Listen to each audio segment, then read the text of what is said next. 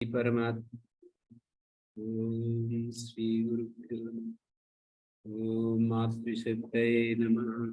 ओम असतो मा सद्गमय तमसो मा ज्योतिर्गमय मृत्योर्मामृतंगमय। ओम शांति शांति शांति। ये रविवार को सायंकाल रात्रि के समय सत्संग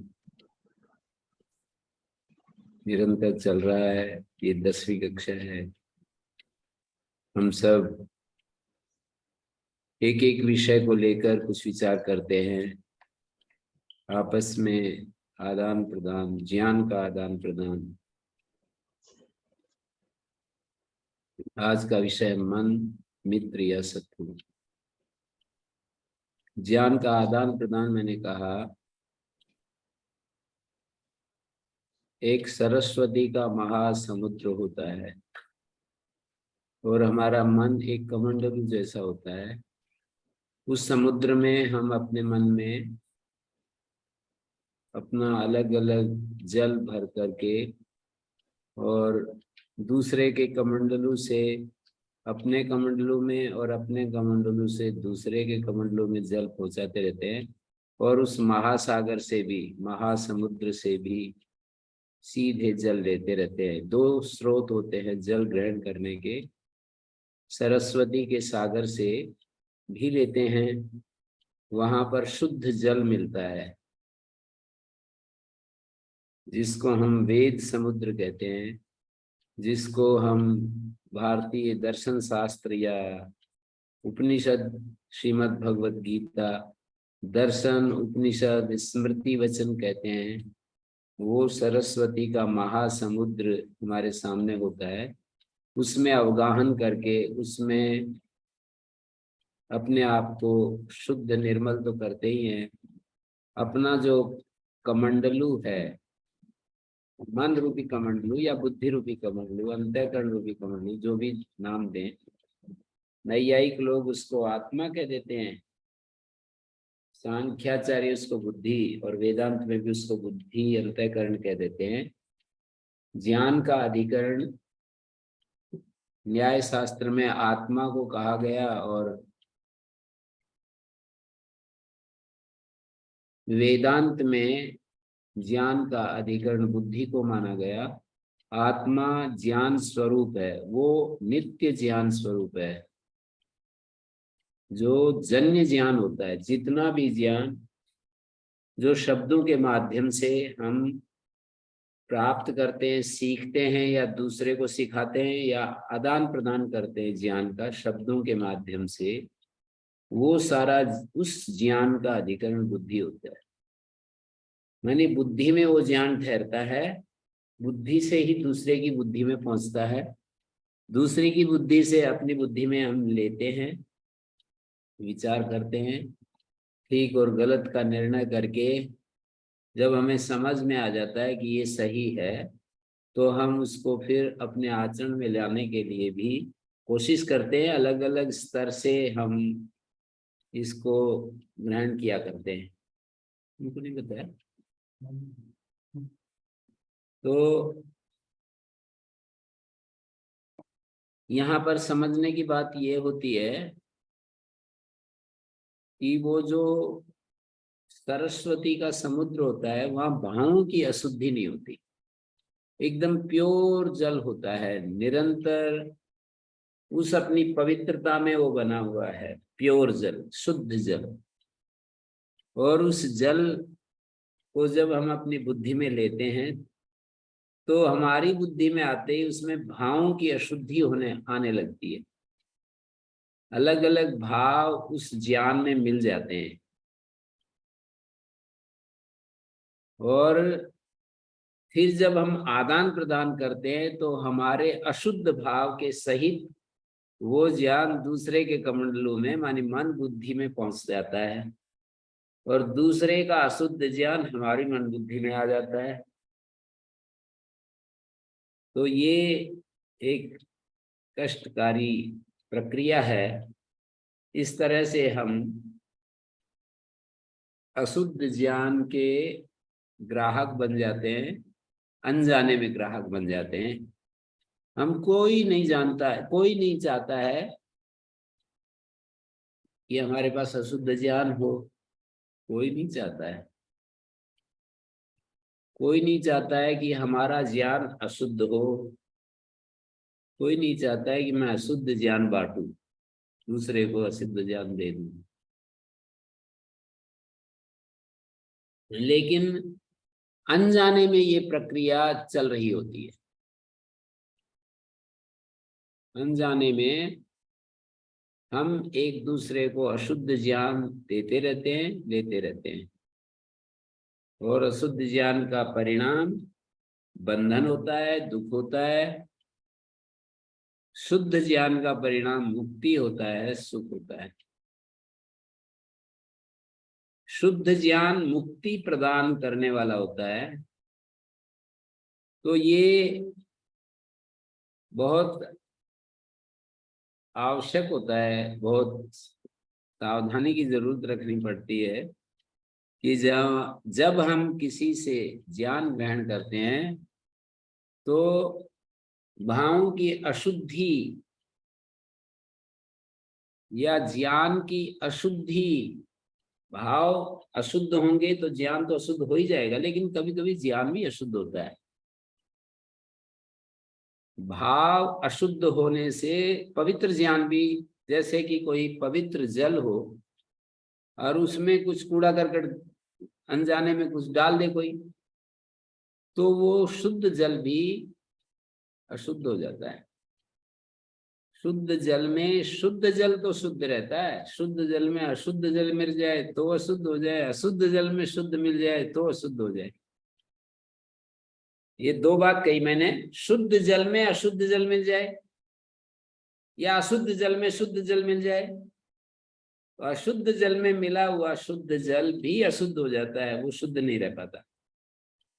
अशुद्ध जल में शुद्ध जल बाई चांस कहीं मिल जाए तो वो शुद्ध जल उस अशुद्ध जल को शुद्ध नहीं करेगा, बल्कि अशुद्ध जल जो है वो शुद्ध जल को अपने अनुरूप ढाल लेगा, शुद्ध जल को अशुद्ध बना देगा।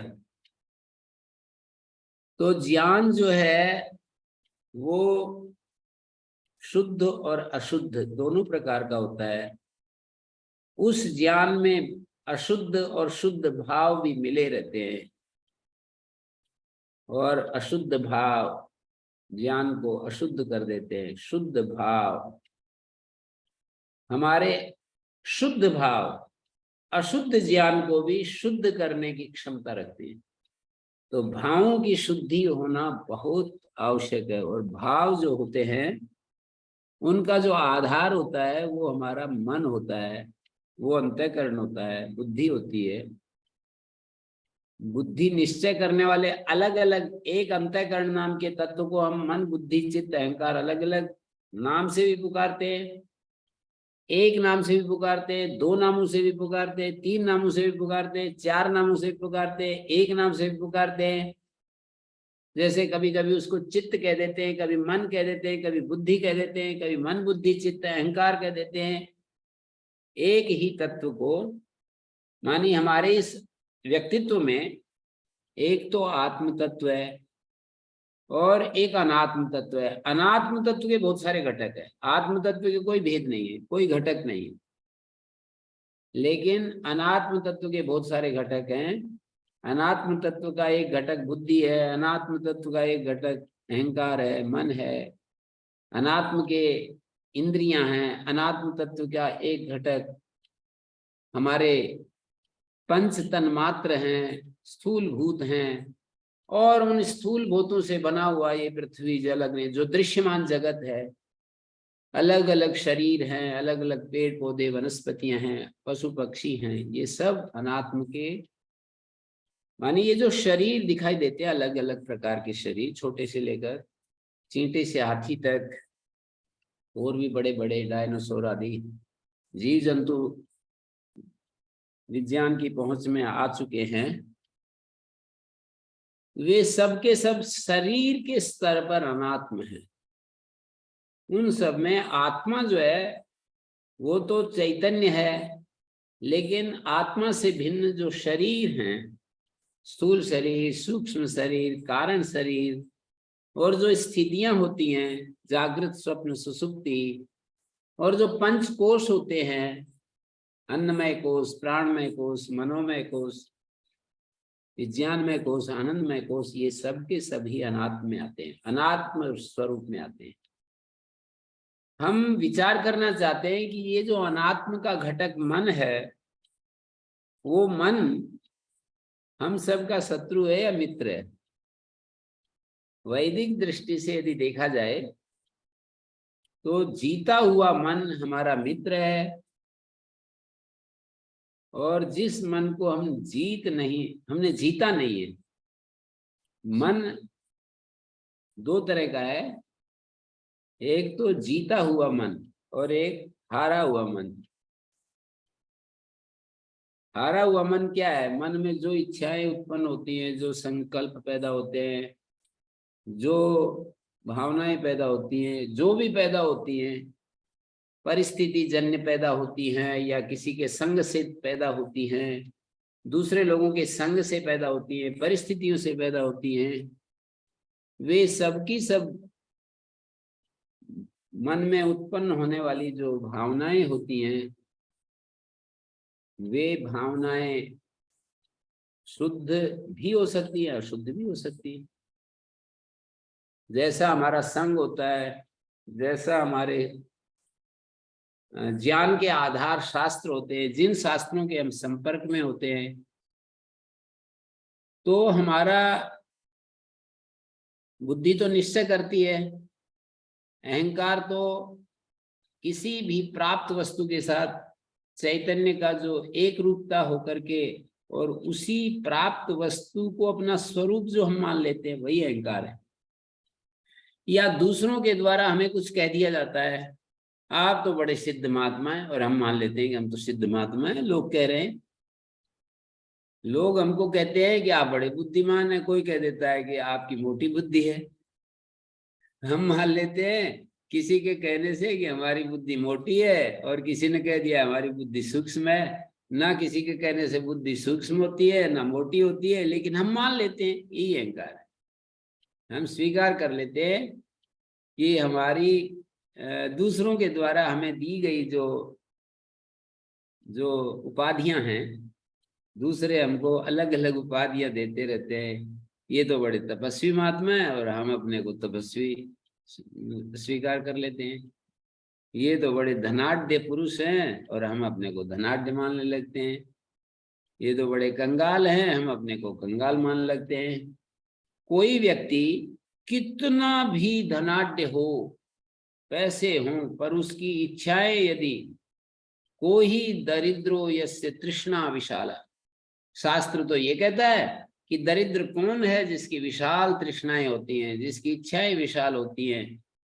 पर हम लोगों के द्वारा दी गई उपाधियों के आधार पर अपना मूल्यांकन करने लगते हैं, यही अहंकार है।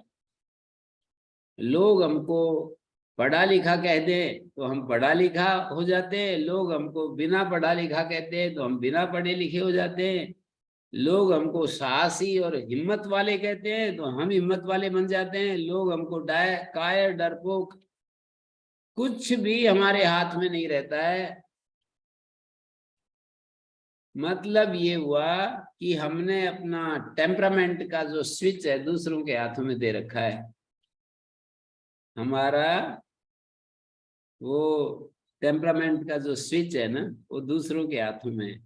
हम जो भी हमसे जो नाच नचाना चाहते हैं ना दूसरे लोग, वो आराम से नचाते रहते हैं हमको। दूसरे लोग हमें तरह तरह की बातें हमारे बारे में, चर्चाएं हमारे बारे में करते हैं, और हम स्वीकार कर लेते हैं। ये बड़े आश्चर्य की बात है कि दूसरों के द्वारा कही गई बातों को हम स्वीकार कर लेते हैं। कभी कभी वे बातें तुच्छ होती हैं, कभी कभी बड़ी अच्छी अच्छी होती हैं। अच्छी अच्छी बातों को जो स्वीकार करते हैं तो उसका नाम अहम भावना, और गड़बड़ गड़बड़ बातों को स्वीकार कर ले तो उसी का नाम हीन भावना होता है। अहम भावना और हीन भावना, हम अपना अंग्रेजी में कहे तो ओवर इवेल्युएशन और अंडर इवेल्युएशन करते रहते हैं। दूसरों के कहे के अनुसार, दूसरों की दृष्टि के अनुसार, दूसरों के दिए गए सर्टिफिकेट के अनुसार हम अपना अधिमूल्यन अवमूल्यन करते रहते हैं। अधिमूल्यन मानी ओवर इवेल्युएशन और अवमूल्यन मानी अंडर इवेल्युएशन। इवेल्युएशन मानी मूल्यांकन, अपना छोटा बड़ा मूल्यांकन। अपने आप को हम तुच्छ समझने लगते हैं, अपने आप को महान समझ लेते हैं दूसरों के द्वारा कही। कितनी विचित्र बात है, दूसरे हमको कैसे जान सकते हैं कि हम क्या हैं, पर वो अपने तरीके से हमारे बारे में निर्णय दे देते हैं। मानी कुछ ऊपरी ऊपरी क्रियाओं के आधार पर निर्णय दे देते हैं। हमने कोई बहुत बड़ा आश्रम बना दिया तो कहने लगते हैं कि ये बहुत बड़ा आदमी है। हमने बहुत सारे गायें रख ली, गौशालाएं चला दी तो कहने लगते हैं कि ये आदमी बहुत बहुत बड़ा। कई गो भक्तों को मैं जानता हूँ, वो गौशाला चलाते हैं पर एक बार भी गायों के पास जाकर के खड़े नहीं होते। गायों के मतलब गायों को, कितने ऐसे भी हैं गौशाला चलाते हैं और उनके पास जाकर के बातें करते हैं, उनकी सुख दुख देखते हैं, उनके बारे में करते हैं। कई कारण होते हैं। हम कोई काम कर तो किसी काम को करना शुरू तो कर देते हैं, लेकिन ऐसा जरूरी नहीं जो हम काम कर रहे हैं उसमें हम पूरा आनंद भी ले रहे हैं। ऐसा आवश्यक नहीं होता है।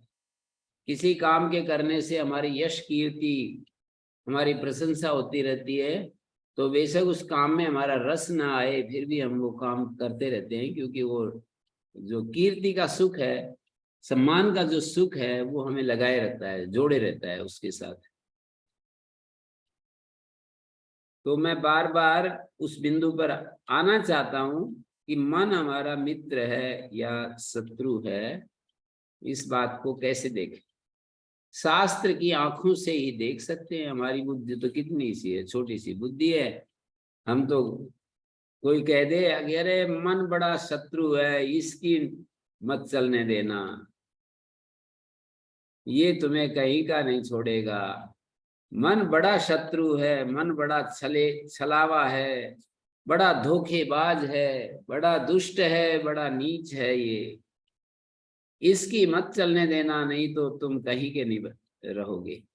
ऐसे कुछ लोगों ने हमारे सामने कुछ वाक्य बोल दिए और हम कहने लगे भाई मन बड़ा शत्रु है, इसकी नहीं माननी है एक भी। दूसरे कुछ लोग कहते हैं अरे मन तो इतना, मन हमारा बड़ा प्रिय है, मन हमारा मित्र है, बड़ा बड़ा जिगरी दोस्त है मन, इसको इसके सामने निवेदन करो, इससे कोई काम तुमसे नहीं हो पा रहा है, किसी काम को तुम कर नहीं पा रहे हो, तो मन से प्रार्थना करो कि हे मेरे मन, मेरा सहयोग करो, मैं बहुत ही तड़फ रहा हूँ, मैं बहुत इच्छुक हूँ कि मेरे जीवन में अमुक चीज आ जाए, मैं उस चीज का मालिक बन जाऊं जो हम चाहते हैं। विद्या चाहते हैं और अपने स्वभाव को अच्छा बनाना चाहते हैं, पुरुषार्थी बनना चाहते हैं। हम बहुत ही ज्यादा अपने आप को बहुत ज्यादा चंचल हैं और शांत होना चाहते हैं। जो जो भी कुछ हम चाहते हैं उसके लिए इस मन को कहो कि हे मेरे मित्र, मेरा मेरी मदद करो, मेरी हेल्प करो। और मन जो है सीख लेता है धीरे धीरे और हमारे जीवन में उत्कर्ष लाना शुरू कर देता है और हम जो है महान हो जाते हैं धीरे धीरे धीरे धीरे। मन को हमने मित्र बनाया और मन हमारे को बहुत अधिक इस जीवन के उत्कर्ष के लिए कारण बन जाता है, ऐसा भी समझाते हैं लोग। दोनों तरह की बातें कहते हैं कि मन बड़ा शत्रु है और मन बहुत बड़ा मित्र है हमारा।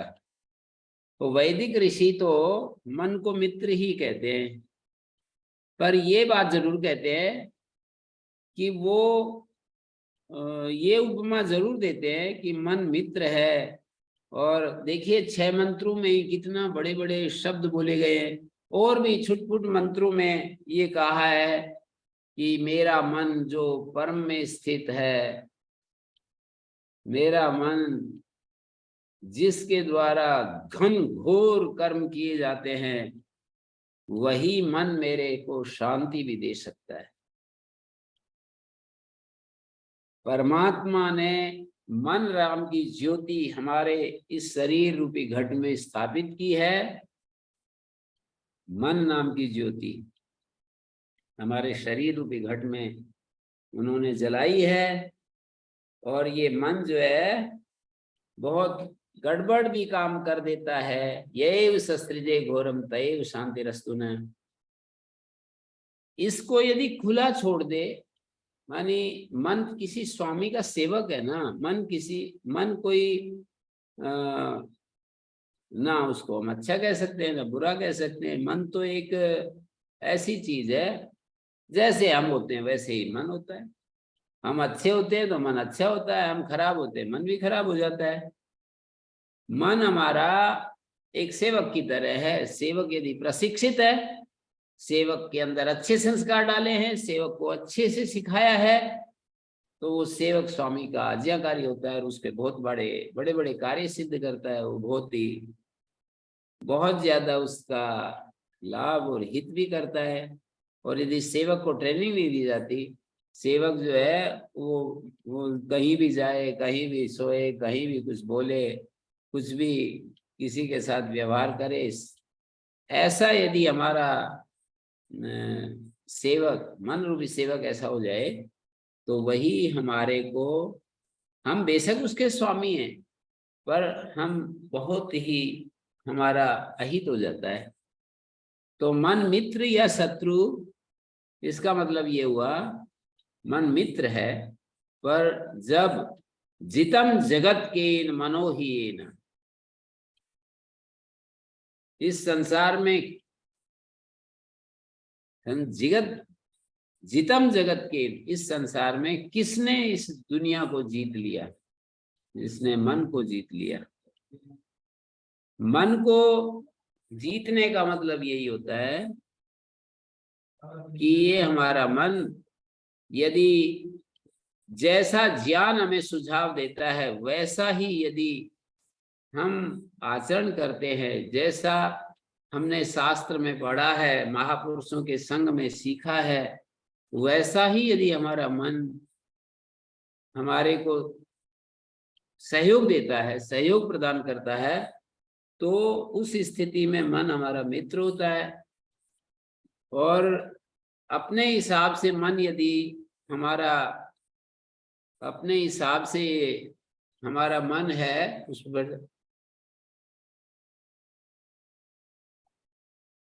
मन हमारा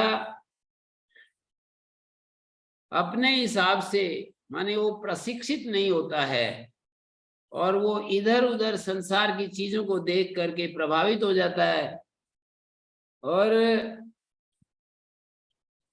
अशुद्ध ज्ञान के चलते अशुद्ध इच्छाएं पैदा हो जाती है, अशुद्ध संकल्प पैदा हो जाते हैं और असंयमी हो जाता है। ये सारी चीजें यदि मन के साथ संबद्ध हो जाए, असंयमी हो जाए, अशुद्ध इच्छाएं पैदा हो जाए और मन जो है आलसी हो जाए, तमस से भर जाए, पुरुषार्थ न करना चाहे, ऐसी ऐसी स्थिति यदि मन की हो जाए, माने मन हमारा सात्विक भी होता है, राजसिक भी होता है, तामसिक भी हो जाता है। संसार के तीनों गुण हर पदार्थ में देखने को मिलते हैं। तो मन यदि हमारा सात्विक होता है तो वो हमारा मित्र होता है, बहुत बड़ा मित्र होता है। मन यदि राजसिक और तामसिक होता है तो बहुत बड़ा शत्रु होता है। राजसिक और तामसिक जो मन होता है वो बहुत बड़ा हमारा शत्रु होता है। गीता आदि शास्त्रों में यही तो बताया है कि भाई राजसिक और तामसिक, आयुर्वेद में भी ये कहा है कि हमारा जो मन है ना, उसके जो रोग है वो क्या है, मानसिक रोग क्या है, रज और तम, रजोगुण तमोगुण ही मन के मानसिक रोग है। शरीर के रोग वो धातु वैषम्य में बताया, धातुओं की विषमता शरीर रोग का कारण है, वात पित्त कफ की विषमता सारी रोगों का कारण है। लेकिन मानस रोगों का कारण जो है, दो प्रकार की व्याधियां हैं, दो प्रकार के रोग हैं, उसमें रजोगुण तमोगुण।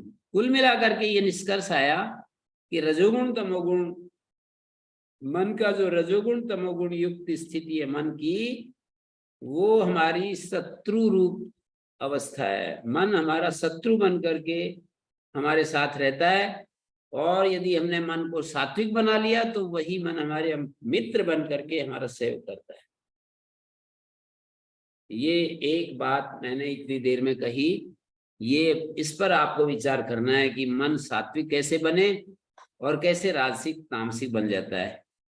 इंद्रिय दोष से, संस्कार दोष से और आहार दोष से मन राजसिक तामसिक बन जाता है। इंद्रिय दोष, संस्कार दोष, आहार दोष से मन राजसिक तामसिक बन जाता है। तो इंद्रिय दोष जो है, हमारी जो इंद्रियां होती हैं, 5 ज्ञान इंद्रियां, मन भी एक इंद्रिय है।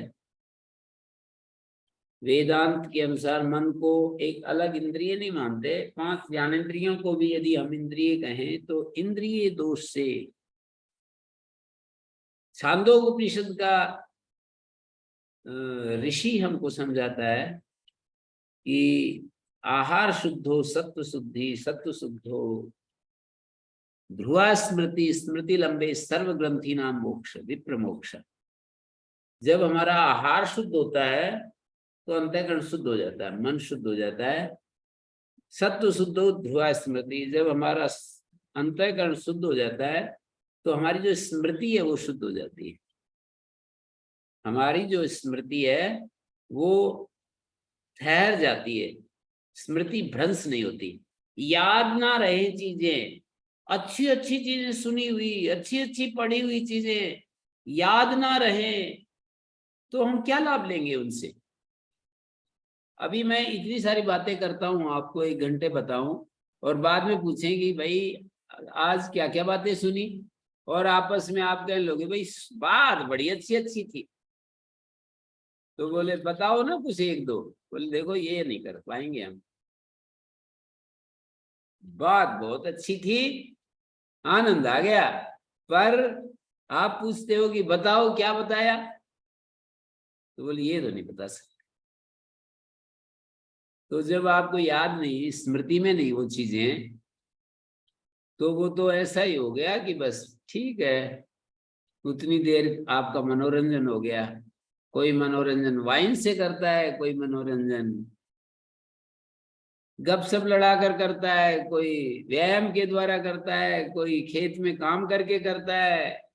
मन को खुश करने की बात है, आपने थोड़ी देर अच्छी अच्छी बातें सुन करके मन को खुश कर लिया। जब आपको याद ही नहीं, और वो आपके कुछ मोटे मोटे कुछ वाक्य तो याद रहने चाहिए। कोई वक्ता की बातें हम सुनते हैं, कोई प्रवचन सुनते हैं, तो सारी चीजें याद नहीं रह सकती है, मैं मानता हूं, लेकिन उसके मुख्य बिंदु, उसके पॉइंट्स तो याद रहने चाहिए कि भाई इस विषय को बतलाया, मन मित्र है या शत्रु है, और उसमें जो सात्विक मन होता है वो हमारा मित्र होता है, राजसिक तामसिक मन हमारा शत्रु होता है। यहाँ पर कहा यजुर्वेद के कई सारे मंत्र हैं, उनमें एक मंत्र में कहा कि हमारे मन की जो आकुति है, संकल्प शक्ति है, उसको हम जगाएं।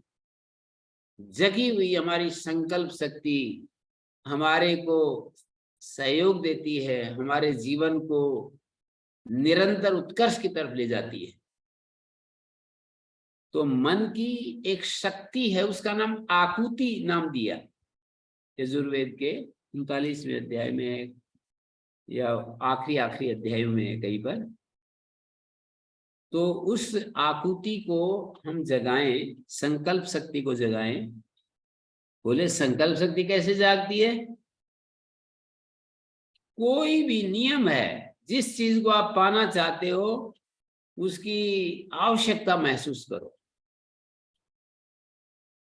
आप जिस चीज को हटाना चाहते हो, अगर मैं नहीं चाहता ये सब चीजें, तो मन में उसकी इच्छा बीच बीच में वैसे ही बिना चाहे आ जाएगी, जैसे बिना निमंत्रण के कोई हमारे घर आ जाए, बिना कोई हमारे को, जिसको हम नहीं चाहते फिर भी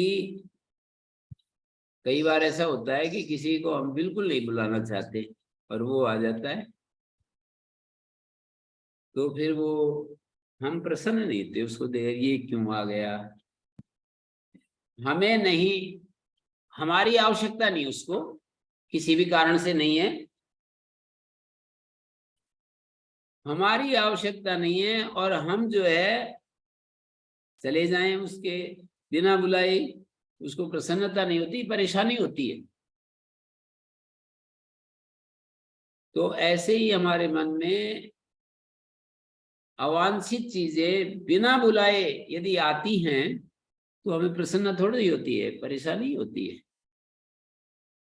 तो ऐसी जो चीजें हमारे मन में आ जाती हैं जो हम नहीं चाहते, उनको हम हटाना चाहते हैं, तो उसका एक ही उपाय है कि हम प्रतिपक्ष भावना से उन चीजों के दुख दर्शन, दोष दर्शन में अच्छे से हम उसको देख सके कि भाई ये चीजें तो ये परिणाम देंगी, इन चीजों को यदि मैं करूंगा तो मेरे लिए अज्ञान और दुख, अनंत दुख और अनंत अज्ञान मेरे लिए बस सुरक्षित हो जाएगा। कि कोई आदमी अपने आप में ऐसा अनुभव करने लगे कि भाई ऐसा करूंगा तो अनंत ज्ञान और अनंत दुख मुझे मिलेगा, इसके सिवा कुछ मिलने वाला नहीं। जैसे यम और नियमों के बारे में व्यास देव जी ने बतलाया और पतंजलि ने बतलाया योग सूत्रों में कि वितर्का हिंसा दया कृतकारितानुमोदिता मृदु मध्य दिमात्रा लोभ क्रोध मोह पूर्वका दुख ज्ञान अनंत फल। ये जो वितर्क है, हिंसादि, हिंसा है, चोरी है, व्यभिचार है, लंपटता है, परिग्रह है, झूठ बोलना है, ये सारे वितर्क जब हमें कहीं सूक्ष्म स्तर पर भी, शास्त्र कहता है एक एक वितर्क 81 प्रकार का है, मानी उसके ऐसे ऐसे एक बहुत ही, मतलब एक तो हिंसा होती है कि जैसे किसी व्यक्ति ने हजारों व्यक्तियों को मौत के घाट उतार दिया, किसी व्यक्ति ने सारे समाज को नाक में दम कर दिया, तो ये एक हिंसा का रूप है। बिल्कुल तंग कर दिया, मनुष्य एकदम थर थर कांपते हैं उससे। होता है कभी कभी, सरकार भी नहीं कर पाती कुछ भी, और वो एक ही व्यक्ति सारे समाज के लिए घातक हो जाता है। ये भी एक हिंसा का रूप है। और ये भी एक हिंसा का ही रूप है, किसी को देख करके हमारे मन में दुर्भाव आ जाए चुपचाप धीरे से कि ये व्यक्ति बड़ा दुष्ट कहां से आ जाता है, ऐसे हमारे मन में जब छोटा सा भी दुर्भाव आ जाता है, वो भी हिंसा का रूप है। तो बड़ी हिंसा या छोटी हिंसा, बड़ी चोरी या छोटी चोरी, बड़ी झूठ या छोटी झूठ, बड़ा अब्रह्मचर्य या छोटा अब्रह्मचर्य, बड़ा परिग्रह या छोटा परिग्रह, ये सब ही हम वितर्क की श्रेणी में जाकर खड़े हो जाते हैं। तो उसको हटाना चाहते हैं हम ये चाहते हैं कि ये वितर्क मेरा पीछा न करें, हम हटाना चाहते हैं। तो उसके लिए दोष दर्शन, दुख दर्शन, प्रतिपक्ष भावना हमें करनी पड़ेगी। हमें उसके बारे में सोचना पड़ेगा कि मुझे ये नहीं चाहिए। अपने आप को ये सुझाव देना पड़ेगा, किसी भी स्तर पर मैं ये नहीं चाहता हूँ, ये सब चीजें मैं अपने भीतर नहीं देखना चाहता हूँ। ऐसा निश्चय करना पड़ेगा। उस निश्चय को हमें अपने आप को सुनाना पड़ेगा कि भाई मेरे को, मैं मर सकता हूं, मेरे को ये सब चीजें नहीं चाहिए, ये जीवन मुझे बिल्कुल पसंद नहीं है, ऐसा जब हम अपने आप को सुझाव देते हैं, अपने आप को हम सुनाते हैं, तो मन सीख लेता है उसको, और मन प्रशिक्षित हो जाता है, और फिर वो चीजें हमारे लिए दुखदाई नहीं बनती, वो हमारा पीछा नहीं करती, वो जो है अनावश्यक रूप में हमारे अतिथि बन करके नहीं आती। बिना बुलाए अतिथि माने बिना बुलाए कोई आ जाए तो अतिथि बनकर बिना बुलाए हमारे पास नहीं आती है वो सारी चीजें। तो दो बात हुई, यदि आप अच्छा चाहते हैं तो उसको बार बार सुझाव दीजिए, वाह मैं तो यही तो चाहता हूं, मेरे जीवन में यही चीज घटित हो जाए। तो समग्रम दुखम आयतम, आयुर्वेद का ऋषि कहता है सारा दुख शरीर और मन के अज्ञान में रहता है, छिपा बैठा रहता है। समग्रम दुखम आयतनम अविज्ञाने द्वयाश्रम, द्वयाश्रयम शरीर और मन के अविज्ञान में, न समझने में सारा दुख छिपा बैठा रहता है। सुखम समग्रम विज्ञाने विमले सुख प्रतिष्ठितम, और सारा सुख कैसे, विमल विज्ञान में प्रतिष्ठित है। शरीर और मन के संबंध में विमल विज्ञान। तो अपने शरीर को हम साधते हैं, पर मन को भी तो साधा जाता है। जो शरीर को साधते हैं, रस्सी पर चलने के लिए कितने ट्रेनिंग देते हैं अपने शरीर को। कई जगह बच्चे जो है ना बस यही खेल करते रहते हैं।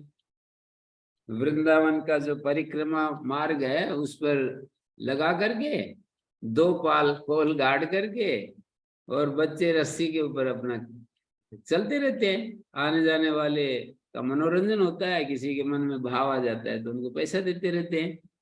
तो इस तरह से हमारा जो ये खेल है ना मन का, ये हम सब खेल रहे हैं एक एक प्रकार से। तो उस खेल को समझना है। हम यदि दुख मुक्त जीवन जीना चाहते हैं तो मन का संयमी होना परम आवश्यक है, मन का पुरुषार्थी होना अत्यंत आवश्यक है। मन पुरुषार्थी, शरीर तो अपने आप पुरुषार्थी हो जाता है। शरीर पुरुषार्थी, मन पुरुषार्थी, मन के पुरुषार्थी होने से हमारा शरीर भी पुरुषार्थी होता है, सारा वातावरण पुरुषार्थ से भर जाता है। हमारा मन सात्विकता से भरता है तो हम सत्संग की बातें सुनने के लिए तैयार होते हैं। नहीं तो हमारे मन में आ जाता है, अरे वही तो बातें सुनाएंगे, गुरुजी की तो खूब सुन रखी है बातें, क्या करेंगे चल करके अपना आराम से थोड़ी देर विश्राम करते हैं। क्या जो है ना, बहुत सारा सुन रखे है ना, पहले वाला सुना हुआ तो हम ग्रहण कर ले, नए नए भरते रहो भरते रहो, ऐसी ऐसी बातें आएंगी कि बोलो आप प्रमाण हो ये बात आती है या नहीं आती है, ये सुन तो रखी है।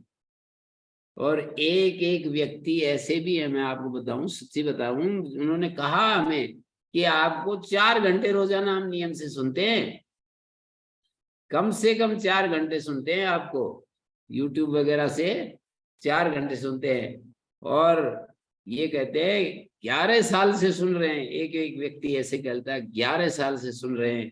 कोई कहता है, एक युवक आया, बेंगलोर में रहता है, सर्विस करता है, कि जी 3-4 साल से मैं सुन रहा हूं, पर मैं तो कुछ नहीं किया, केवल मैं बस सुनता रहा आपकी बात, और सुनने में ही मैंने देखा कि मेरा मन बदल गया, मेरी इच्छाएं बदल गई, मेरे सोचने का ढंग बदल गया। ऐसा भी सुनाने वाले हैं, और ये भी कहने वाले देखे हैं खूब, कि वही तो बातें हैं, वो सुन तो ली है, अब उनको आचरण में करो, सुनने से क्या होगा। तो श्रवण मनन निधिध्यासन, मन को सुंदर बनाने के लिए हमें बार बार सुनना पड़ता है।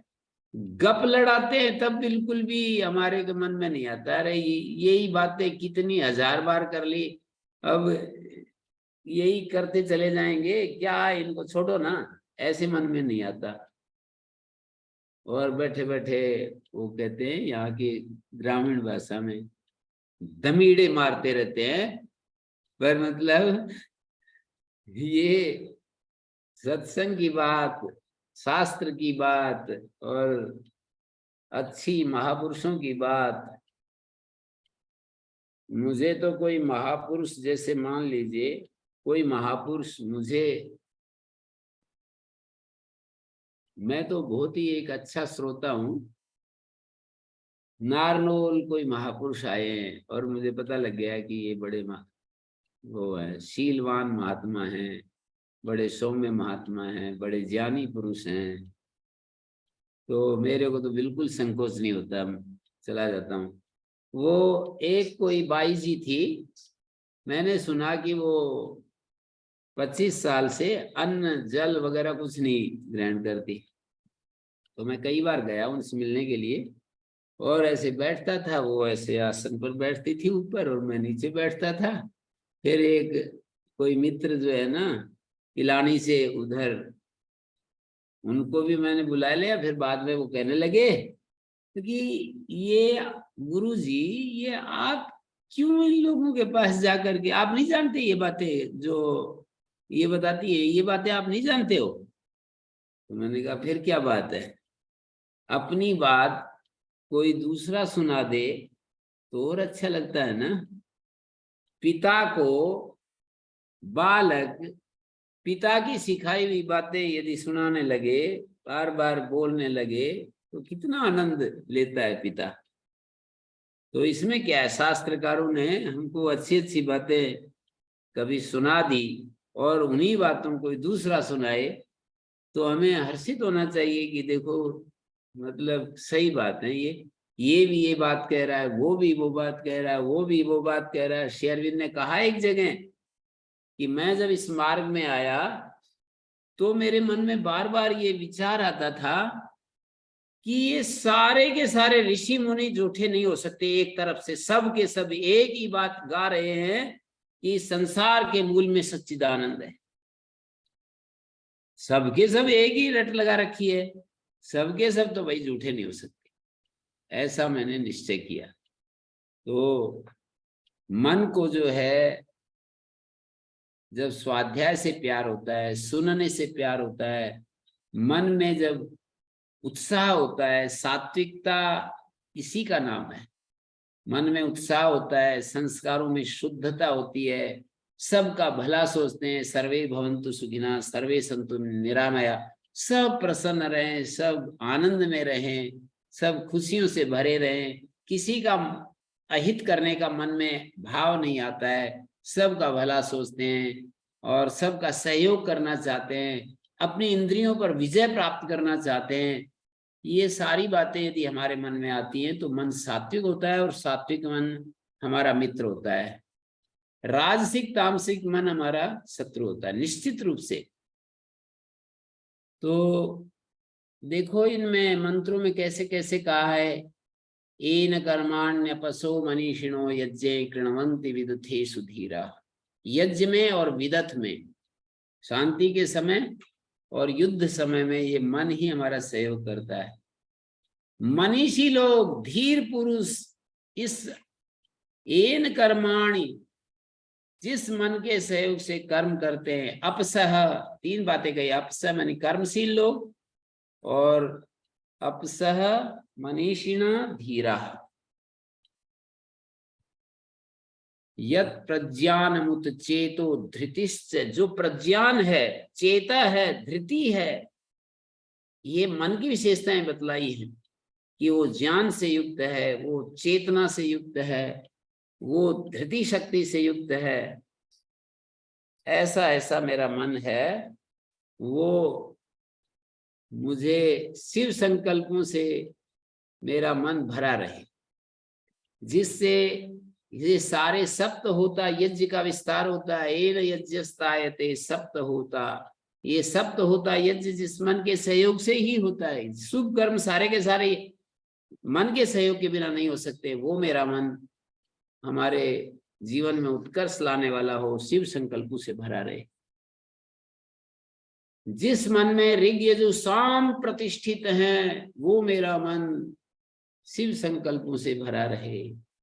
बस एक मंत्र में कहा कि भाई इसको सुसारथी की तरह रखना है, सुसारथी की तरह रहना चाहिए ये मन। जैसे सुसारथी घोड़ों को गाड़ी में चलाता है, तो यदि सुसारथी होता है तो लक्ष्य पर पहुंचा देता है, और दुष्ट सारथी होता है तो वो हमारी यात्रा को, घोड़े भी टूट फूट जाते हैं और रथ भी टूट फूट जाता है, यात्रा भी नहीं हो पाती है। ड्राइवर अच्छा होना चाहिए। तो मन, हमारा मन जो साधन बन करके और हमारे को लक्ष्य की तरफ ले जाता है, ड्राइवर इसके पीछे, हमारी जो बुद्धि है वो ड्राइवर का काम करती है।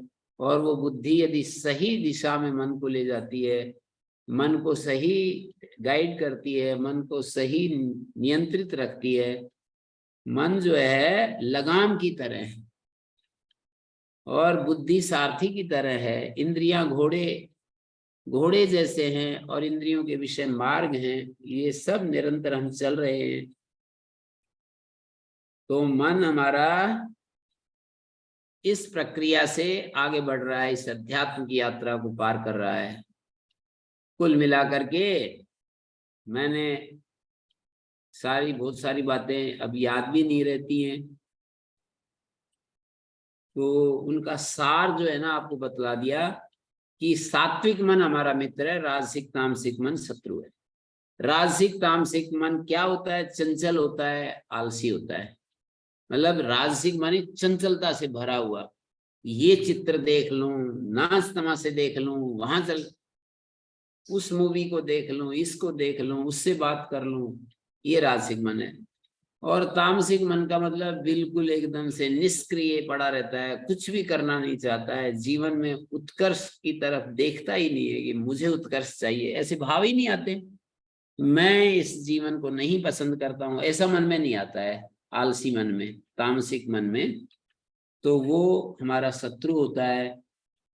हमारे भीतर दोनों स्थितियां आती रहती हैं। एक बार हम हमारे शत्रु हो जाते हैं, एक बार हम हमारे मित्र होते हैं। राजसिक स्थिति से गुजरते हैं तो हम हमारे शत्रु हो जाते हैं, तामसिक स्थिति से गुजरते हैं हम हमारे शत्रु हो जाते हैं।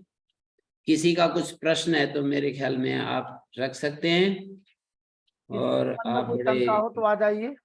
हाँ जी, जी जी आचार्य, किसी के मन में कोई शंका हो तो पूछ लीजिए। जो व्याख्यान, हाँ जगदीश रामचंद्र जी आइए,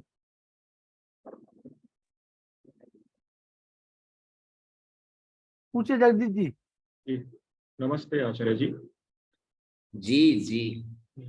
प्रश्न ये था कि भाई भावना और अर्थ में अंतर नहीं कर पा रहा हूँ कि भाई जैसे योगदर्शन में भी कहा गया है भावना अर्थ और में, अर्थ, अर्थ मीनिंग, इमोशन और मीनिंग। हाँ जी, इमोशन जो हमारे भावनाएं होती हैं आवाज ना, कितनी लगी आज? आ रही है अभी? हाँ नमस्ते जी, हाँ जी। ये प्रश्न था कि भाई जो हमारे भावनाएं हैं, जैसे जी प्रेम की भावना, मित्र की भावना,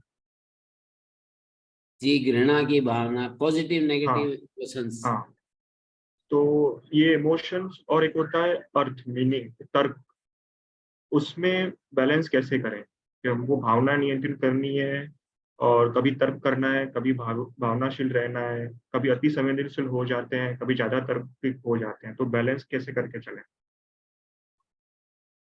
तो उसके लिए तो मैंने कहा ना, निरंतर जिस चीज को हम चाहते हैं उसके लिए हम अपने मन में उसके लिए आवश्यकता अनुभव करें कि मेरी बुद्धि सही सही देखने वाली हो, चीजों को ठीक ठीक देख सके। इस आवश्यकता को हम अनुभव करें। और उसका तरीका यही है, हमारी बुद्धि कब सही सही देखती है तो स्पष्ट है, जब हम जितेंद्रिय होते हैं, जब हम शास्त्र के संपर्क में होते हैं, श्रवण मनन निधिध्यासन में होते हैं, जब हम महापुरुषों की वाणी को सुनते हैं। अब इतनी देर 1 घंटे के दौरान आपको ही मैं पूछूं कि आपकी क्या मानसिक स्थिति है, या आप कैसा अपने मन की स्थिति देखते हैं इस इन बातों की चर्चा करते समय आपके मन की क्या स्थिति होती है, तो आप कहेंगे कि अब तो ऐसा लगता है कि जीवन अत्यंत सरल है, सहज है, इसमें कुछ है ही नहीं जो इतना परेशानी जो पैदा होती रहती है, कुछ कुछ ऐसा बात ही नहीं है कि जिससे कि हमारे को मानी चैलेंजेस को फेस करना पड़े, ऐसा कुछ है ही नहीं। चैलेंज नाम की कोई चीज नहीं है, इतना इजी है, इतना सरल है। तो जितना अधिक से अधिक हम महापुरुषों के संपर्क में रहते हैं, जितना अधिक से अधिक हम शास्त्र के संपर्क में होते हैं, जितना हम प्रार्थना के भाव में जीते हैं, जितना अपने आप को उस शुद्ध स्थिति में रखने के लिए हमारे अंदर अभिप्सा उठती रहती है, और जितने हम निष्काम होते हैं, ये सब तरीके हैं जिससे हमारी बुद्धि निर्मल होती है। और निर्मल बुद्धि जो है वो मन को नियंत्रित रखती है, माने इमोशनल इंटेलिजेंस जिसको कहते हैं वो हमें प्राप्त हो जाता है। माने केवल इंटेलिजेंस को बोलते हैं तर्क बुद्धि, इमोशनल इंटेलिजेंस चाहिए हमें। तो इमोशनल इंटेलिजेंस जो है हमें प्राप्त हो जाता है, जिसमें भावनाएं भी होती हैं और जिसमें बिल्कुल हम सहज होते हैं, और दृष्टि भी सही सही काम कर रही होती है, देख भी सही सही रहे होते हैं। तो ये तो करना ही पड़ेगा किसी भी तरह, हमारी भावनाएं ज्ञान से नियंत्रित हों। ये एक वाक्य हमने हजारों बार सुना है, अब उसको कैसे उसका इम्प्लीमेंटेशन कैसे हो, ये तो करना ही पड़ेगा। जो भी उपाय करना पड़े उसके लिए रोएं बिलखें, उसके लिए तड़फें, उसके लिए बार बार अपने आप को उस स्थिति में अपने प्रभु से, सर्वशक्तिमान जो प्रभु है उससे प्रार्थना करें कि मेरी बुद्धि स्थिर हो, मेरी बुद्धि शांत हो, मेरी बुद्धि मेरे मन पर सदा नियंत्रण रखे। तो ऐसा करना पड़ेगा। और सात्विक स्थिति और क्या है, यही सात्विक स्थिति है। मैंने कह दिया कि सात्विक बुद्धि हमारे मन को हमेशा नियंत्रण करती रहती है। राजसिक बुद्धि, तामसिक बुद्धि मन को नियंत्रण नहीं कर सकती। सात्विक बुद्धि हमेशा मन को नियंत्रित रखती है। राजसिक बुद्धि, सात्विक बुद्धि, सात्विक धृति, सात्विक त्याग, सात्विक सुख, सात्विक कर्ता, गीता का 18वें अध्याय में ये सारी चीजें दी गई हैं। सात्विक ज्ञान, सात्विक सुख, इन स्थितियों में रहेंगे तो मन भी हमारा सात्विक हो जाएगा। वहां पर पूरा डिटेल में आप पढ़ सकते हैं 18वें अध्याय को कि ये सात्विक त्याग क्या होता है, यहीं से शुरू होती है 18वें अध्याय की शुरुआत। सात्विक कर्ता क्या होता है, सात्विक सुख क्या होता है, सात्विक बुद्धि क्या होती है, सात्विक ज्ञान क्या होता है, सात्विक धृति क्या होती है, सात्विक कर्म क्या होते हैं। इन सबको सात्विक जब हम बना देंगे तो हमारा मन भी सात्विक हो जाएगा, और हमारा मन सात्विक होगा तो सहज रूप से हमारे जीवन में व्यवस्था आ जाएगी, नियम आ जाएंगे। हम बेचैनी में नहीं जी सकते हैं, हम ऐसा जीवन नहीं जी सकते हैं, अनियमित जीवन नहीं जी सकते, व्यवस्थित जीवन जिएंगे, ऐसा मुझे लगता है। एक और छोटा प्रश्न है कि कोई अति संवेदनशील व्यक्ति हो, ऐसी पर्सनैलिटी बन गई है अति संवेदनशील, तो उसको चेंज कर सकते हैं? किसी भी चीज को चेंज कर सकता है मनुष्य, किसी भी चीज को, बशर्ते है कि उसके मन में ये आ जाना चाहिए, उसकी बुद्धि में ये बैठना चाहिए कि ये ठीक नहीं है, और ये ठीक नहीं है, ये ठीक नहीं है, ये बात उसके मन में आनी चाहिए। वहां से पुरुषार्थ शुरू हो जाता है। और पुरुषार्थ किसी भी हमारे भाग्य को, हमारे प्रारब्ध को, हमारी किस्मत को बदलने के लिए एक ही उपाय, अपने पास कुछ भी नहीं है। मनुष्य को एक ही चीज मिली है कि हम यदि बदलना चाहते हैं तो पुरुषार्थ करें, हम अपनी मंद गति को तीव्र गति में बदलना चाहते हैं तो पुरुषार्थ करें। पुरुषार्थ का उपयोग कहाँ है? अपने ब्रेक लगाने में। हम कहीं दौड़ रहे हैं पर हमें ब्रेक लगाने की जरूरत है, तो वहां पुरुषार्थ की आवश्यकता है, कहीं पुरुषार्थ ब्रेक का काम करता है, कहीं पुरुषार्थ एक्सीलेटर का काम करता है, कहीं पुरुषार्थ स्टीयरिंग का काम करता है। हमें एक रास्ते को छोड़कर दूसरे रास्ते पर अपनी गाड़ी को घुमाना पड़ता है, तो कहीं स्टीयरिंग का काम करता है, कहीं ब्रेक का काम करता है, कहीं एक्सीलेटर का काम करता है। अलग अलग हमारी परिस्थितियां जीवन में आती रहती हैं और पुरुषार्थ सब कुछ करने के लिए हमारा सहयोग समझ में आना चाहिए कि ये ठीक नहीं है, मुझे ये चाहिए, बस उसके बाद पुरुषार्थ शुरू हो जाएगा और हमारे भाग्य को बदलेगा। धन्यवाद जी। आचार्य उर्मिला जी पूछिए। ओम प्रणाम गुरुजी। जी, गुरुजी, आत्मसम्मान का क्या अर्थ है? और अध्यात्म के पथिक को जैसे सम्मान का त्याग करना होता है, ऐसे आत्मसम्मान का भी त्याग करना होता है क्या? आत्मसम्मान तो यही है कि हम अपने आप को हीन ना समझें। आत्मसम्मान को हम नेगेटिव तरफ से यदि व्याख्यान करके कहें तो उसका अर्थ यही है कि अपने में हीन भावना न आए, यही आत्मसम्मान है। मतलब दो बातें होती हैं, एक तो हम दूसरों से सबसे विशेष समझने अपने आप को, या दूसरे जो लोग हमको कहते हैं उसके रूप में हम अपने आप को देखते हैं, एक तो ये स्थिति होती है। एक आत्मसम्मान होता है कि अपने आप को हम अपने आप को हमारे भीतर जो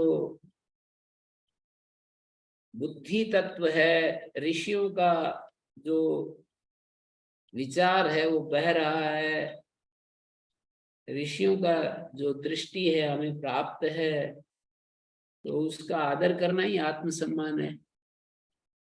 मतलब अपनी आत्मा जो हमारे अंदर बैठी है, आत्मा शब्द कई अर्थों में प्रयोग होता है। आत्मा का अर्थ बुद्धि के लिए भी हो जाता है। बुद्धि में जो विविध ज्ञान आया है, ऋषि मुनियों की परंपरा जो बुद्धि में समाई है, उस ज्ञान का सम्मान आत्मसम्मान।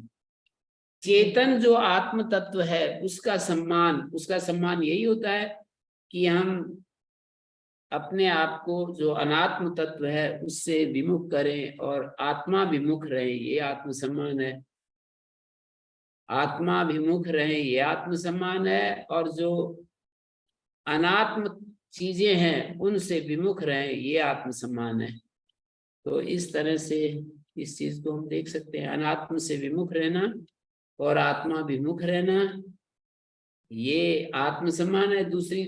दूसरे अर्थ में मैंने कहा कि आत्मा का अर्थ बुद्धि भी होता है। बुद्धि में जो ज्ञान शास्त्र से, गुरुजनों से, परंपरा से जो हमें मिला है उसका आदर करना, उसका सम्मान करना, उसका निरादर न करना, उसके विपरीत न चलना, ये भी आत्मसम्मान है।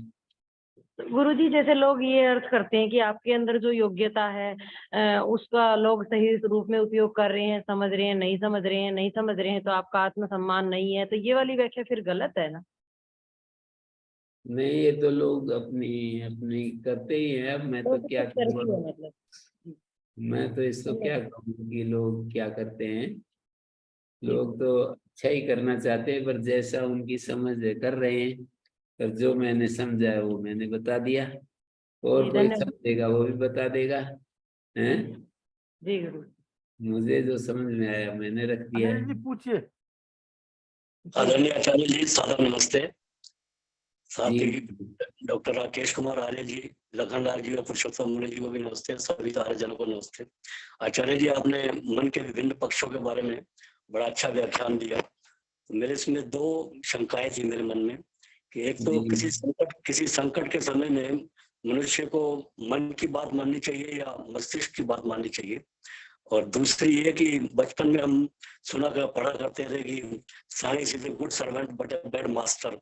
तो क्या हम मन को भी इसी रूप में मान सकते हैं कि mind is a good servant but a bad master? तो ये बताएं। ये तो ठीक ही है जो आप बोल रहे हो, इसमें तो क्या बताना मुझे। ये तो सही बोल रहे हो आप कि भाई जो आपने कहा वो तो सही है, उसमें तो क्या है। और पहली बात आप जो कह रहे हैं, ये तो दूसरी बात के बारे में कहा। पहली बात जो कहा कि क्या क्या थी पहली बात? कि कुछ संकट के समय में मनुष्य को संकट के समय हमें मन की बात माननी चाहिए, बुद्धि की बात माननी चाहिए। संकट की बात नहीं है, हर समय हमें शुद्ध बुद्धि की बात माननी चाहिए। बुद्धि की बात नहीं कहूंगा, एडजेक्टिव बता रहा हूँ, शुद्ध बुद्धि की बात माननी चाहिए, सात्विक बुद्धि की बात माननी चाहिए। तो हर परिस्थिति में सात्विक बुद्धि की मानना चाहिए। संकट हो चाहे शांति का समय हो, हर वक्त हमें शुद्ध बुद्धि के मार्गदर्शन में चलना चाहिए। शुद्ध बुद्धि परमात्मा का ही रूप है। तो ऐसा मुझे तो समझ में आया। चलिए, और किसी का कोई प्रश्न हो तो अपना वीडियो खोल करके हाथ उठा दे, अजयता उसका ऑप्शन कर दे। एक प्रश्न ये पूछ रहे हैं कि समष्टि मन क्या है। समष्टि मन का मतलब ये होता है, जैसे हमारा एक व्यष्टि मन होता है, एक व्यक्ति के पास जो मन है, ऐसे ही संसार में जो जिसको हम ईश्वर कहते हैं, परमात्मा कहते हैं, उसकी एक बुद्धि है, हिरण्यगर्भ की जो बुद्धि है और हिरण्यगर्भ का जो मन है, उसको समष्टि मन कहते हैं। सभी मनुष्यों का कलेक्टिव जो माइंड है, सभी मनुष्यों की जो बुद्धि मिलकर के जो होती है, उसको कलेक्टिव माइंड कहते हैं, वही समष्टि, उसी को हम हिंदी में समष्टि मन कह देते हैं। समष्टि बुद्धि भी कह देते हैं, समष्टि मन भी कह देते हैं। बुद्धि और मन में इतना ही है कि जो भावनाओं का सेंटर है वो मन है, और जो ज्ञान का केंद्र है वो बुद्धि है। बस इतना ही फर्क है। जी बोलिए। और किसी के मन में कोई शंका हो, प्रश्न हो तो पूछ लीजिए। जी डॉक्टर राकेश कुमार जी, कोई मन में शंका हो तो पूछ लीजिए। जी आनंद आ गया, बहुत अच्छा लगा है। अच्छा जी, अच्छा जी। कह रहे पूछने के लिए कुछ नहीं है, आनंद आ गया बस। बिल्कुल बिल्कुल बिल्कुल, आनंद आनंद ही तो चाहिए। जी चंद्रिका शर्मा जी, पूछिए क्या समस्या हो रही है आपको। आप आनंद ले रहे हैं और वक्ता के भी आनंद को बढ़ा रहे हैं। बस आप लोगों का सबका धन्यवाद देते हैं। जी चंद्रिका जी, पूछिए जल्दी।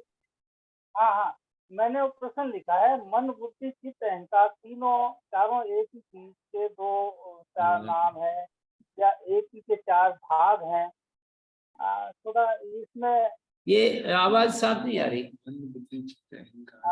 हाँ, मन बुद्धि चित्त अहंकार के बारे में पूछ रहे हैं। मन बुद्धि चित्त अहंकार एक ही चीज है, अलग अलग है। तो इसका उत्तर यही होगा कि हमारा आत्मा के अलावा एक अंतःकरण है, एक बाह्यकरण है। आत्मा के इंस्ट्रूमेंट करण एक अंदर के हैं, एक बाहर के। बाहर के करणों को इंद्रियां कहते हैं, और अंदर के जो इंस्ट्रूमेंट है उसको अंतःकरण कहते हैं, भीतर करण। तो वो जो अंतःकरण है वो एक रूप में, एक शब्द से कहे तो अंतःकरण है। अब उसको अलग अलग उसके फंक्शंस हो जाते हैं, उसके अलग अलग कार्य भेद से वही अंतःकरण हमारा अलग अलग दिखाई देता है।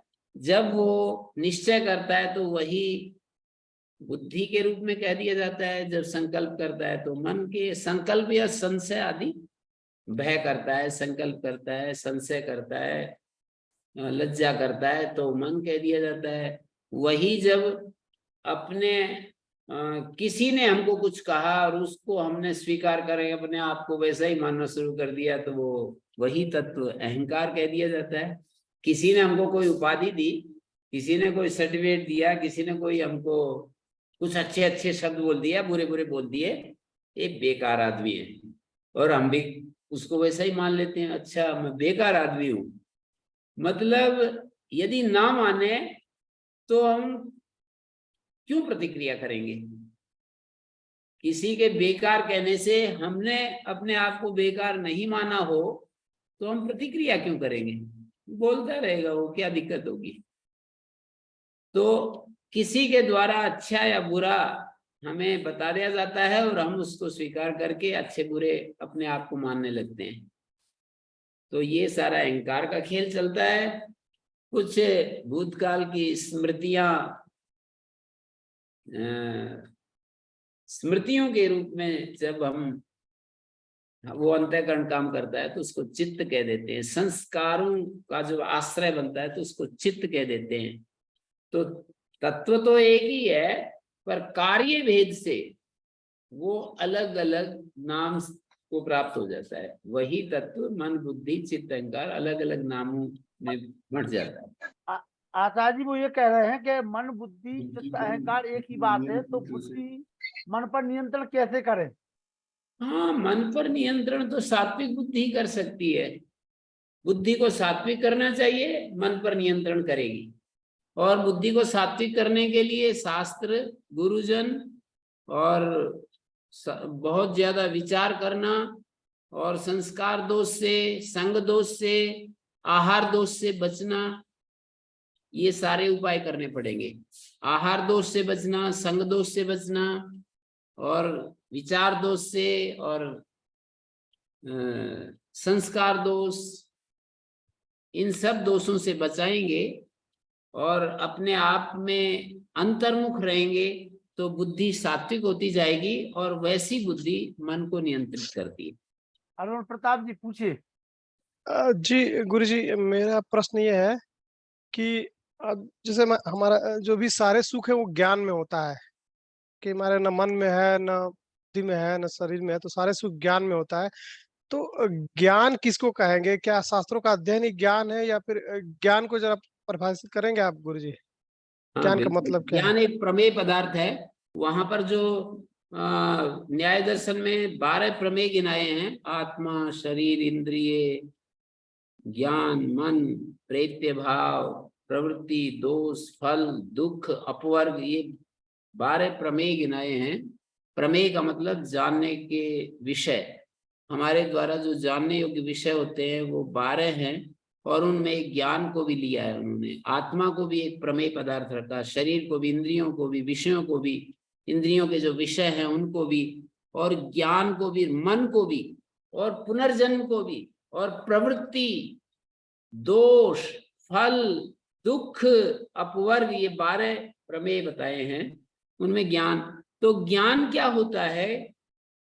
हमारे ज्ञान के 2 रूप हैं, एक जन्य ज्ञान और एक अजन्य ज्ञान, स्वाभाविक ज्ञान।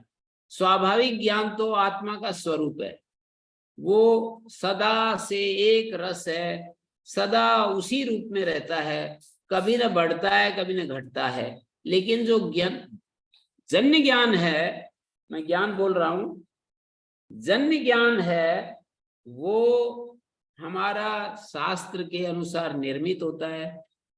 महापुरुषों के जैसे शास्त्र के संपर्क में आएंगे, जैसे मुस्लिम लोगों का ज्ञान ये होगा कि मरने के बाद हमें दोजख और जन्नत में जाना होगा, और वहां पर दोबारा हमारा इस शरीर, इस पार्थिव शरीर के रूप में जन्म नहीं होगा, दोजख में और जन्नत में जाना होगा। बुरे करेंगे तो दोजख में जाएंगे, अच्छे करेंगे तो जन्नत, और वहां जन्नत में ये चीजें होती हैं, दोजख में ये चीजें होती हैं। ये बातें उनको ट्रेनिंग दी जाती है, सिखाया जाता है उनके अपने शास्त्र के अनुसार। तो वो उनका ज्ञान होगा। मुस्लिम लोगों, ये ईसा के शिष्यों को कुछ अलग प्रकार की ट्रेनिंग मिलेगी कि भाई ऐसे ऐसे वो होता है, और जैन आचार्य अपने शिष्यों को कुछ सिखाएंगे, बौद्ध आचार्य अपने, वैदिक धर्म वाले अपने तरीके से। तो ये जो हम शास्त्र से हम सुनते पढ़ते हैं, और गुरुजनों से जो हम सीखते हैं, और फिर उस पर अपना जो विचार हम करते रहते हैं, तो हमारी एक बुद्धि विशेष का निर्माण होता है। उसको मैं ज्ञान कह रहा हूँ। हमारी बुद्धि विशेष का निर्माण होता है। आप निरंतर मेरी बातें सुनेंगे तो ये बातें आपको ठीक लगने लगेंगी, और आपका निश्चय ऐसा ही होने लगेगा कि भाई ये बात तो बिल्कुल सही कह रहे हैं, ये बात तो सही कह रहे हैं, ऐसे आप कहते जाएंगे। और फिर उसी के अनुसार आपके जीवन का निर्माण होगा, गठन होगा। आपका जो अंतः शरीर है, आपका जो सूक्ष्म शरीर है, वैसा ही निर्मित होगा। आपके स्वभाव में भी वो चीजें आने लगेंगी। तो अब ये बात है कि शुद्ध ज्ञान कौन सा है? तो वैदिक लोग तो परंपरा से आदि काल से जो चला रहा वैदिक ज्ञान है उसी को शुद्ध कहेंगे। वो दूसरे कैसे? दूसरे लोग भी अपने अपने को शुद्ध बताते हैं। तो ये तो अब हमें निर्णय करना पड़ेगा कि भाई कौन सा ज्ञान हमें अपनाना है। और मुझे तो ऐसा लगता है कि यदि हमारी बुद्धि शुद्ध हो जाए तो फिर कौन सा ज्ञान शुद्ध है कौन सा अशुद्ध है इसका भी निर्णय करने में सक्षम हो जाता। साधना से और तपस्या से यदि हमारी बुद्धि शुद्ध हो जाए तो उस बुद्धि में ये सामर्थ्य पैदा हो जाता है कौन सा ज्ञान शुद्ध है कौन सा अशुद्ध है। तो ये सबसे बड़ी बात है कि अपने आप को साधना में से गुजारना, तपस्या में से गुजारना, उससे फिर हमारे अंदर ये सामर्थ्य डेवलप होता है कि शुद्ध ज्ञान और अशुद्ध ज्ञान की पहचान आने लगती है कि भाई ये शुद्ध ज्ञान है, ये शुद्ध ज्ञान। धन्यवाद गुरुजी। यशपाल सिंह चौहान जी, यशपाल सिंह चौहान जी आरजी से पूछिए। हाँ जी जी यशपाल जी। विकास जी अपना वीडियो खोल लीजिए, विकास यादव जी। हाँ यशपाल जी पूछिए। हाँ यशपाल जी बोलिए बोलिए। श्री भगवान जी के मित्र यशपाल जी बोलिए। पहचान रहा हूं मैं। यशपाल सिंह जी आइए। यशपाल जी चले गए शायद। नहीं, हाँ सेना में है इसलिए वो जो है जहाँ कहीं रहते वहीं से जुड़ जाते हैं। हाँ जी अब जो गाड़ी चलाते चलाते जुड़। आचार्य जी चरण स्पर्श। जी जी श्री भगवान जी के मित्र को चरण स्पर्श। मैं भी चरण स्पर्श कर रहा हूं। आचार्य जी मेरा सौभाग्य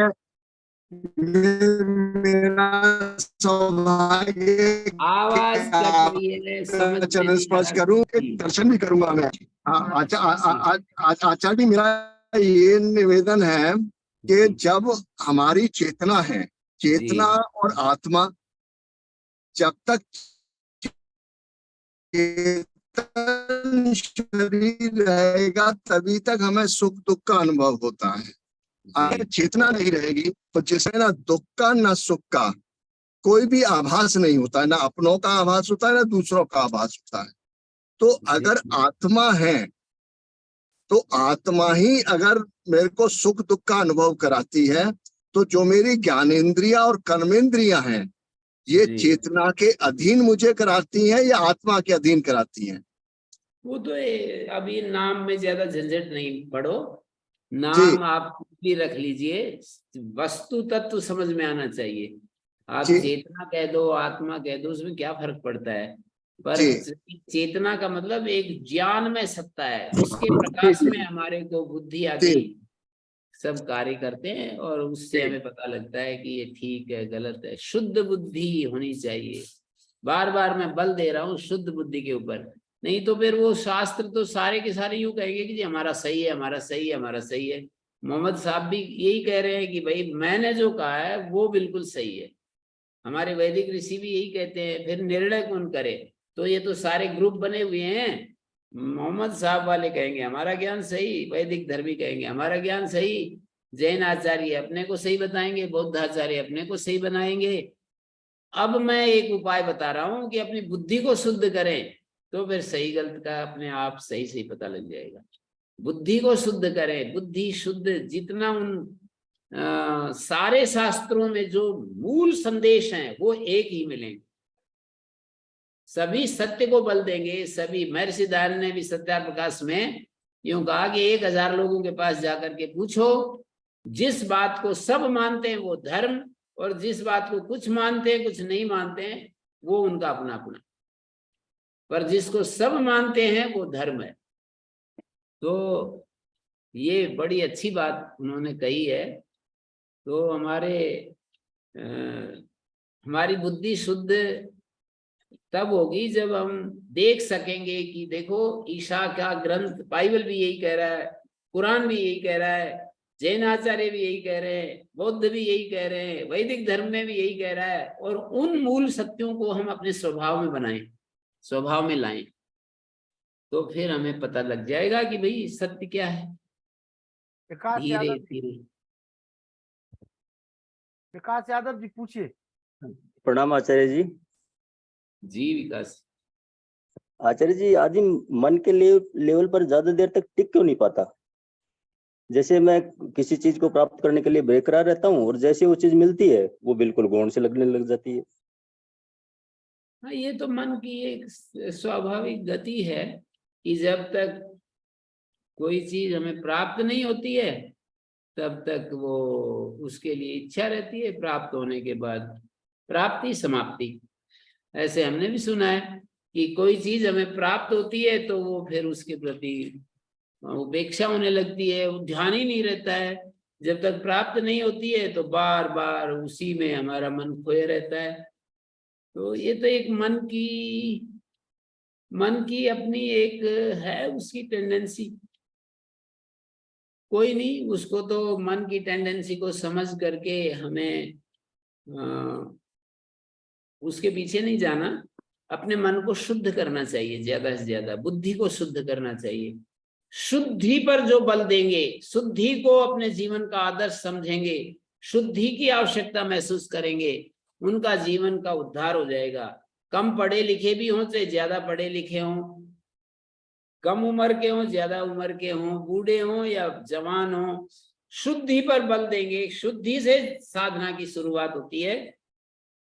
शुद्धि यदि है तो मुक्ति में भी बदल जाएगी और पूर्णता में भी बदल जाएगी, आनंद में बदल जाएगी। शुरुआत शुद्धि से होती है, शुद्धि हमें करनी है।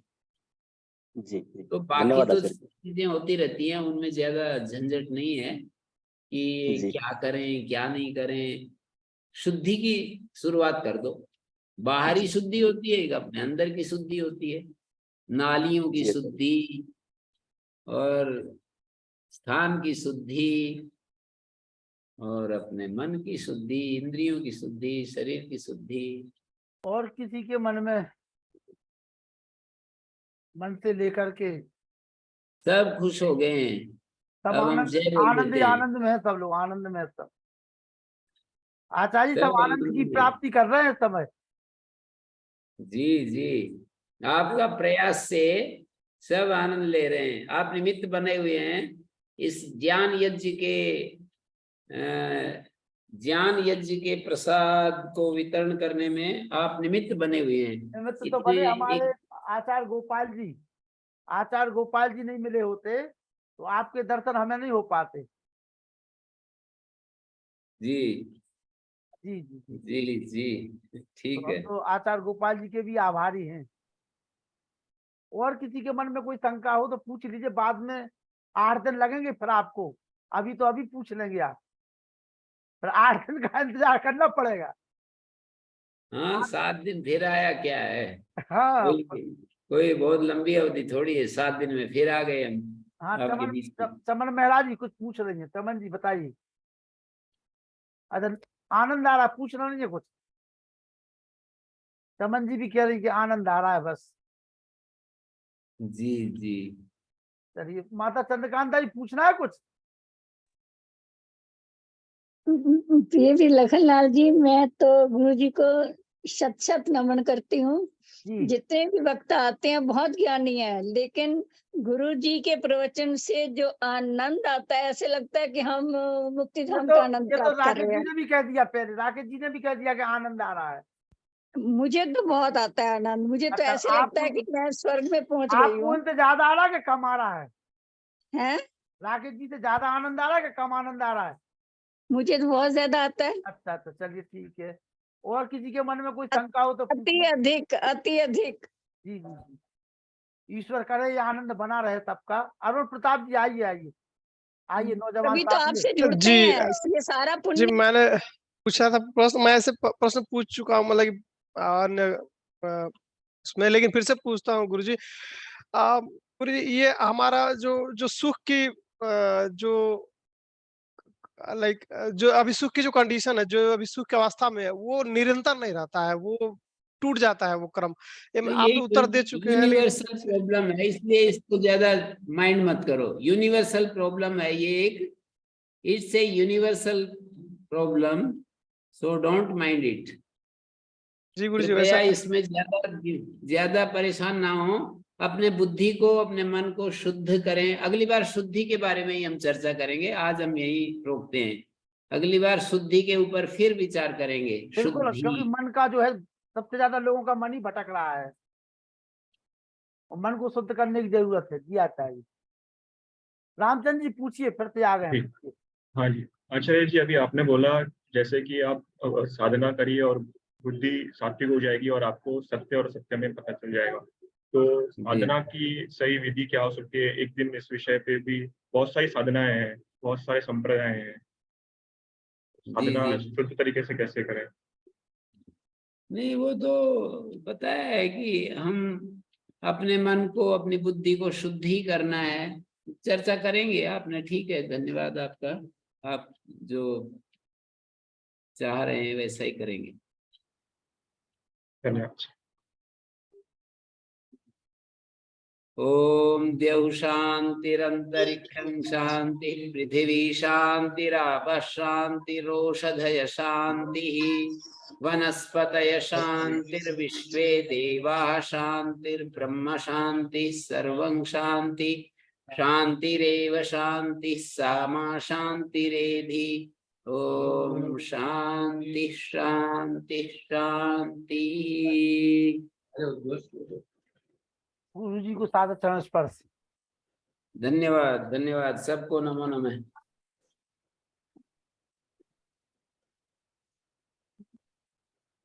ध्यान जयकारा लगवा दो, ध्यान।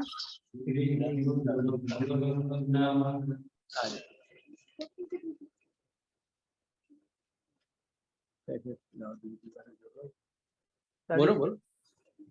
जो बोले सो अबे, सत्य सनातन वैदिक धर्म की जय, गुरुवर ब्रजानंद की जय, योगेश्वर महर्षि दयानंद की जय, हरियाणा पसोत श्री रामचंद्र की जय, योगेश्वर श्री कृष्णचंद्र की जय, खंडलेख राम की जय, स्वामी श्रद्धानंद की जय, स्वामी आत्मानंद की जय, भारत माता की जय, गौ माता की आज्ञा हो पालन, आर्य समाज अमर रहे, देश की ज्योति जलती रहे, ओम का झंडा ऊंचा रहे, आर्यों के महाकुंभ और भारत समझो अभियान की जय, प्रणव ध्वनि वैदिक अभिवादन सबको नमस्ते जी, ओम सर्वेभ्यो नमः।